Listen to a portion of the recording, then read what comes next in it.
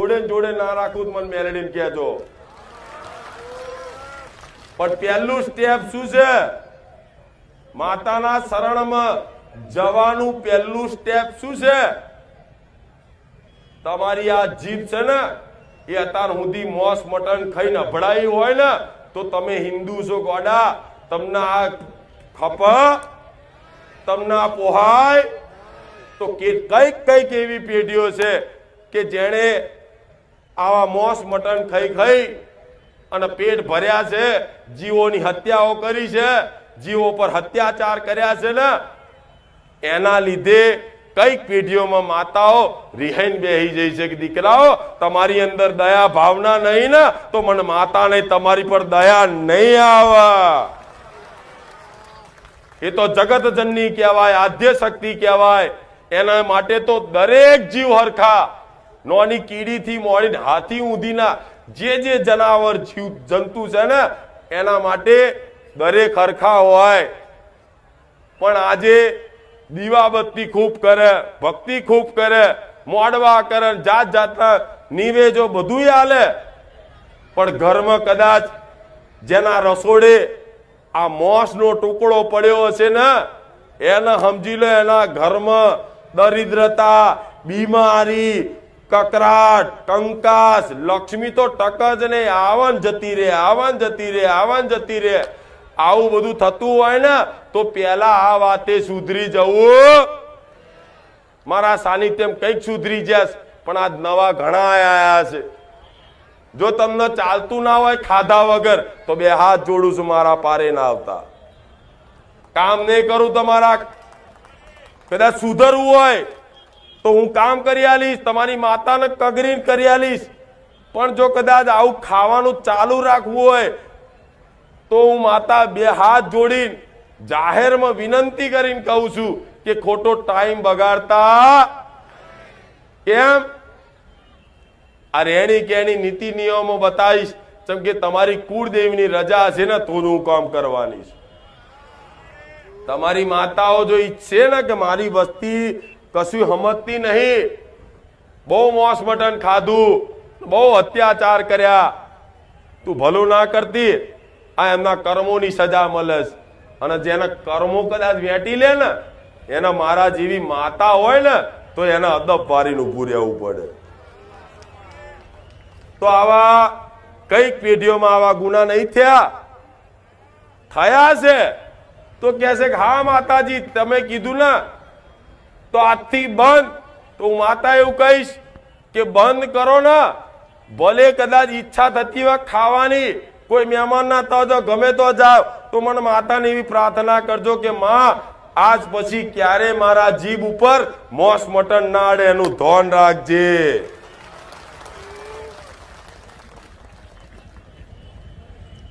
તો પછી એવી તર્ક બુદ્ધિ ના વાપરતા દરેકને કહીશ કે મારી મોસ મટન નહીં પણ ઈંડા તો ખવાય ને.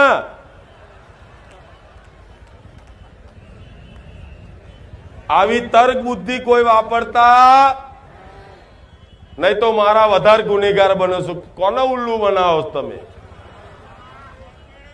અમુક કે માડી હું રવિવાર નહીં ખાતો, હું શનિવાર નહીં ખાતો, અમુક કે હું મંગળવાર નહીં ખાતો, અને જાણે કે વર્ષોથી પેલો નિયમ પાડતો ને એવો વઠ્ઠી કે ના ના આપણે તો આ રવિવાર ના ખાઈએ, આપણે તો શનિવાર પાડીએ, આ શનિવાર આપણે ના ખાઈએ, આડા દિવસ હોય તો ચાલે. અરે ગોડાઓ તમે કોને છેતરો છો? વાતાવરણ છેતરો છો, ભગવાનને છેતરો છો તમે. ખવાય ખરું? તમે હિન્દુ નહીં? ના પાડો, હા પાડો. અહીંયા જોરથી બોલો. હું બહુ ઉંમર લાયક માતા છું, વર્ષો પછી જાગૃત થઈ છું ને એટલે મને ઓછું સંભળાય છે. તો આ ખાલી શરૂઆત કરશો, પહેલું પગથિયું. હવે બીજું પગથિયાની વાત કહું કે જેને ખરેખરમાં કુળદેવીની કૃપા જોઈએ છે અને જેના ઘેર લક્ષ્મી ટકાઈ રાખવી છે, આજ મોટા મોટો પ્રશ્ન. મારી અમે કમાઈએ છીએ તો ખૂબ, પણ અમારા ઘેર રહેતો આમ કમાઈને લાવીએ મહિનો થાય નહીં અને મારી મહિનો આવ્યો ના હોય, પગાર આવ્યો ના હોય અને એ પહેલા તો મારી કંઈક નું કંઈક આડાવરા નુકસાન આવી જાય ને એટલે અમારે કશું બધું ઉપરથી કોકની જોડે વ્યાજે કે ઉછીના લેવા પડે હપ્તા ભરવા માટે. એવું થાય છે ને? હા, તો એમ જ માણસ ટેન્શનમાં રહે છે રાતો રાત. પણ આ બધું તે બધાની અલગ અલગ અરજીઓ છે, પણ આ બધાની હરખી વાત છે. આ દરેકના જીવનમાં આ તાર ચાલે છે. એટલે દરેકને કહીશ કે લક્ષ્મી તમારા ઘેર ટકાવી હોય તો તમારી કુળદેવીને ઘેર પૂછતા હોય, એનો દીવો કરતા હોય તો રોજ જેમ તમે ખાવશો, ખાવા બનાવો છો ને ઘેર, દાળ ભાત પૂરી શાક જે બનાવો એ, તો એને ભોણું ધરાવવાનું રાખજો. અને પછી ધરાઈ પેલા બનાવી થાળીમાં કાઢી અને એની આગળ જવાનું. ચામુંડા હોય કે હરસિદ્ધિ હોય કે અંબે હોય કે મહાકાળી હોય, એની આગળ જઈ અને થાળી મેલી અને ખાલી આમ જ કરવાનું છે કે એ માં દાળ ભાત પૂરી શાક બનાવે છે, માં સ્વીકાર કરજે મારી કુળદેવી. જો ખાલી તમારી માને આ ભાવ આલ્યો ને તો સમજી લો તમે એને ખાલી એક આ વ્યવહાર આલશો ને તો 1000 નિવેદ બરાબર એને પહોંચી જશે. એટલે બધા કહી દઉં કેમની માતાજી કેમના કામ કરે છે, તો આ રીતે કામ કરે છે. હું માતા આ રીતે કામ કરું છું, બરોબર. હવે કે છે કે મારી માતાજી તો ફોટામાં ચો ખાવાના છે, એવું નહીં કેતા? હા, તો તમે મને પેડા ધરાવશો તો હું ચો અહીં ખાઉં છું, ત્યાં ધરાવશો નહીં પહોંચી જતી મોનતા. તો તમારી માતા ઘેર છે તો ઘેર છે એવું તો પેલા માનવું પડે કે મારી માં જાગતી બેઠી છે. અને એના વ્યવહાર આવી ધરાવો ને અને પોણી ધરાઈ અને કહો કે મારી આ સ્વીકાર કરી લેજે. એટલે તમારે રાહ નહીં જોવાની કે ચામુંડમાં ફોટામથી બોલે છે કે હા દીકરા મેં સ્વીકાર્યું. નહીં, તમે ભાવથી આલ્યું છે ને તો એને સ્વીકારી લીધું છે. હવે એ જ ભોણા લઈ એ જે બનેલું હોય એની પ્રસાદ રૂપે તમે લાઈન તપેલા પાછું લાવી દો અને બધા પરિવારને ખવડાવો. તો હું માતા એવું કહીશ કે દરેક પરિવારની અંદર હારી સદબુદ્ધિ ના આવે તો મને મેરડી ના કહેતા. કહેવાય છે કે એઠું ખાવાથી ગુણો, વાપર્યું છે ને? એઠું ખાવાથી ગુણો. તમારો દીકરો બહુ ગારો બોલતો હોય તો શું કે કોનું એઠું પાણી પીને આવ્યો છું, ક્યાંક નહીં? એનો મતલબ એવો થાય છે કે એઠું ખાવાથી, એઠું પીવાથી ગુણો એના આવા આવે ને. તો આ ભોણું ધરાવો તો એ તમારી માતાજીનું એઠું થઈ જાય, એ પ્રસાદ બની જાય.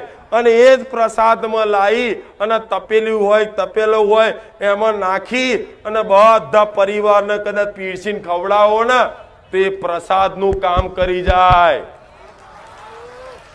કહેવાય છે પ્રસાદમાં ભલા દુઃખ મટી જાય છે. આ મારા સાનિધ્યમાં અનુભવ કર્યો છે કે મારી આ તારો થોડો પ્રસાદ લીધો ને, અમને પેટમાં પથરી હતી માં નીકળી જઈ. કઈક આવા અનુભવ છે કે મારી તારા પ્રસાદથી અમને ઘણું બધું ભલું થઈ ગયું. તો મારો પ્રસાદ છે ને એવો તમારી ઘેર તમારી માનો પ્રસાદ કરી અને રોજ ખાવ તો રોજ ગુણો ના ઉતરે. તો તમારી અંદર જે કળિયુગ રૂપી રાક્ષસ બેઠો છે અંદર, કે જે આડાવરા માર્ગે લઈ જવાની કોશિશ કરે, તો એનો નાશ થાય કે નહીં? પણ આવું જો કોઈ કરવું ના હોય તો પછી માતા એમ નવરી ના હોય બધાને આપી દે, આપી દે. હવે ત્રીજી વાત રહી કે મારી હા ત્યાં આજથી કીધું એટલે માં કાલથી જ ચાલુ, કાલથી જ ઘેર જે બનાવીએ પેલું અમારી માતાજીને ધરાઈશું, પછી અમે ખાઈશું. કરશો ને? કૃપા જોઈએ છે ને? બસ. અને વડા હારું થાય ના થાય, માતા એવું કહે આ કરો અને છતાંય હારું ના થાય, પણ તમારી માં નહીં, એને તમારી મમ્મી કહેવાય ને, તમારી કુળદેવી, તો એની જોડે કઈ સ્વાર્થ હોય? એને ધરાવો, એ રાજી રહેશે અને ઓટોમેટિક મારી જરૂર નહીં પડે, ઓટોમેટિક છોને છુપે કામ કરી જશે. એ તમારી માં કહેવાય. હવે ત્રીજી રહી વાત કે મારી આ બે વાતો તો પાલન કરી લીધી, બરોબર. હવે ત્રીજી વાત કઈ તો રસોડે કહેવાય છે કે લક્ષ્મીનો વાસ હોય ને. મોનો છો ને આવું સાંભળ્યું છે ને કે રસોડે લક્ષ્મીનો વાસ. હવે લક્ષ્મી માતાનો કહે છે કે રસોડે વાસ હોય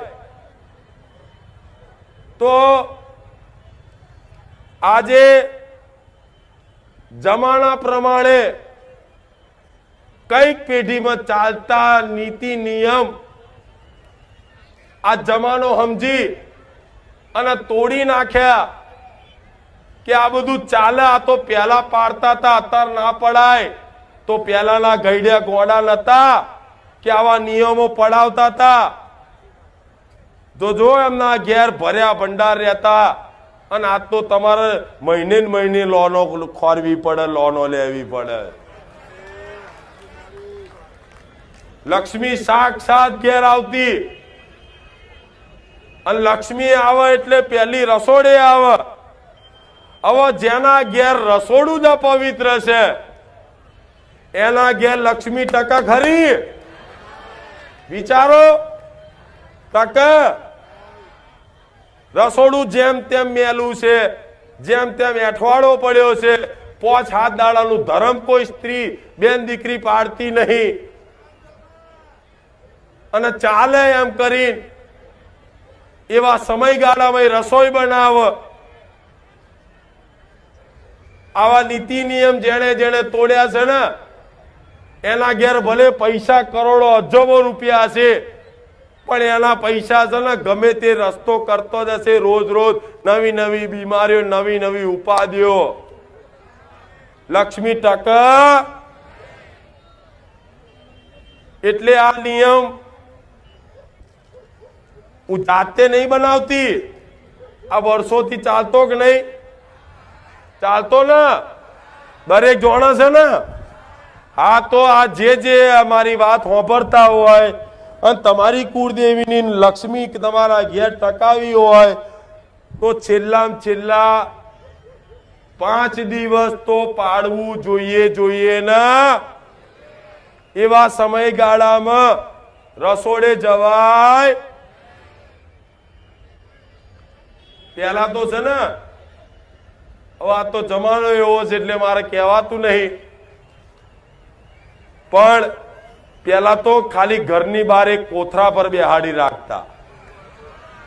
આવું હોય તાર જોણો છો? હા, એમ તો અત્યારે ભલે જમાનો બદલાઈ ગયો, ભલે નીતિ નિયમ થોડા ઓછા થઈ ગયા, પણ થોડી તે તમારા બાપ દાદાએ બનેલી પરંપરા તો જાળવો. હાવ વીઆઈપી ના બની જશો, નકર માતાઓ ભગવાન જતા રહેશે ધરતી છોડીને ઉપર. અત્યારે તો સાક્ષાત ધરતી પર છું ને. કોઈ આવા નીતિ નિયમ પાળવા વાળા નહીં રહે ને દાડો બધી માતાઓ છું.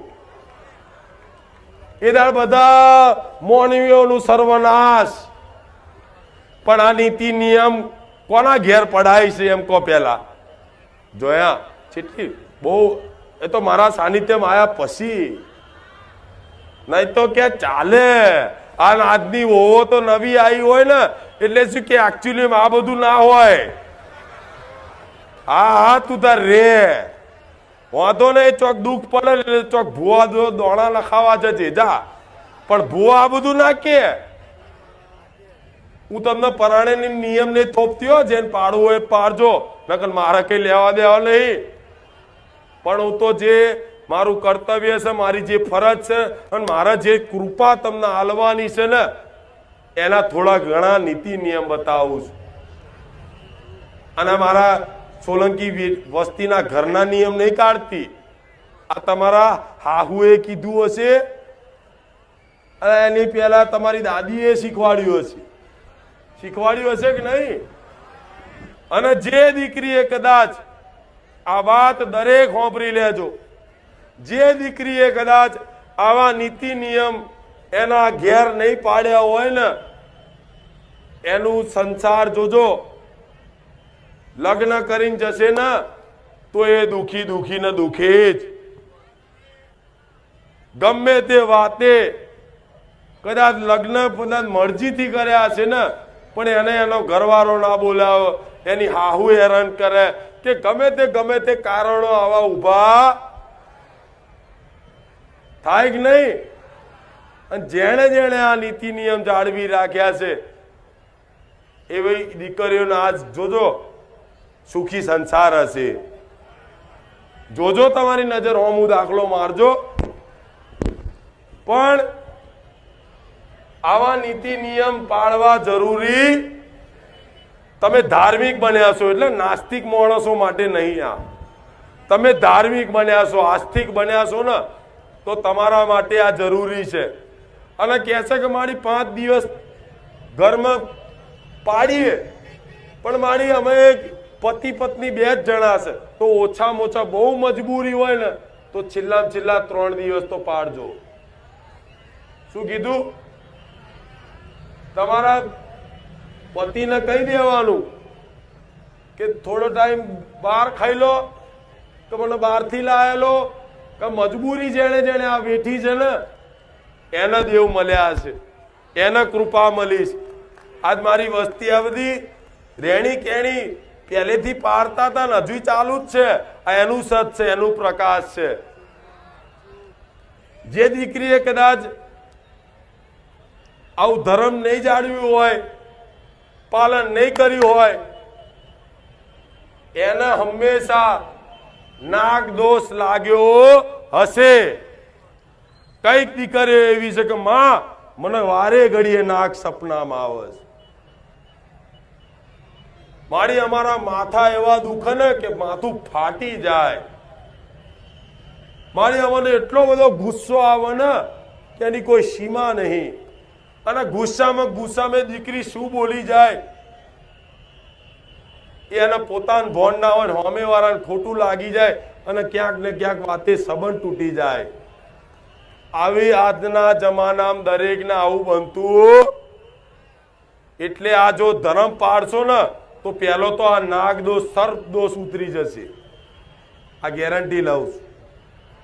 સમજ્યા? આ નહીં પાડ્યું ને એનો નાગ દોષ લાગ્યો. और ડિટેલમાં નહીં સમજાવી એટલી બધી, જેમ કે ટાઈમ ઓછો છે એના લીધે. નકર મારી ઊંડાણની એટલી બધી વાતો હોય છે ને કે તમને ઘરે ઉતરી જ જાય. ના ઉતરે તો પરાણે ગોરી પીવડાય, પોણી પીવડાઈને ઉતાર દો. એટલે આ નીતિ નિયમ પાડશો ને, તમારે પડાવવાનો છે ને અમને પાડવાનો છે. બરોબર? કોઈ ના સમજે કોઈ દીકરી તમારી, તેને પ્રેમની ભાષામાં સમજાવજો. અને એ છતાંય ના સમજે તો મને માતા પ્રાર્થના કરજો, એના મગજમાં વસી જઈશ. પણ પરાણે નિયમ થોપતા, જો પરાણે પાડવા જશો ને તો તમારી પત્ની એવી હશે ને તે કે ભાઈ તારા કરવું હોય તો કર, આ બધું હું નહીં પાડું, હું તો જઉં છું મારા ઘેર પિયર, તો પાછું તૂટી જાય. એટલે પ્રેમથી કહેજો. ના સમજે તો મને માતા પ્રાર્થના કરજો. એનથી ના સમજે તો પછી છે ને રોજ માતાઓ પ્રાર્થના કરી રાખજો, એક દાડો સદબુદ્ધિ આવી જશે. બરોબર ને? હા. નકર કે છે માડીએ કીધું છે એટલે લાવો આપણે પડાવવાનું જ. પરાણે કોઈ નિયમ થોભાય. હવે 5મી વાત, તમે જો કૃપા જોતી હોય ખરેખરમાં દેવની, તો ભલે તમને આખો દિવસ નોકરી ધંધો કરતા હોય, હું માનું છું કે તમે સંસારમાં છો 24 કલાક કે તપસ્યા કરવાના નહીં, અને કોઈનાથી થાય નહીં. તો એના રસ્તા કંઈક હોય છે. માતાજીની કૃપા મેળવવા માટે